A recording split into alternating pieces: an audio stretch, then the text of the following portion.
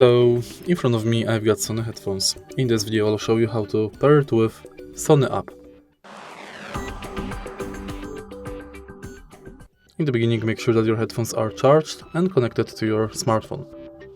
Go to Sony Headphones app,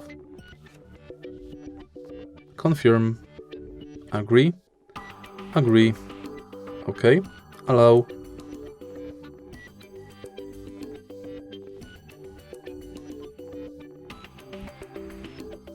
As you can see, your headphones are discovered. Confirm.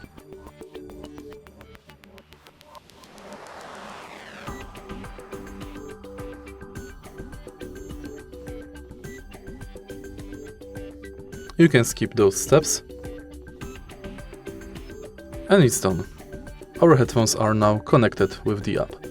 If you find this video helpful, please leave like, comment and subscribe.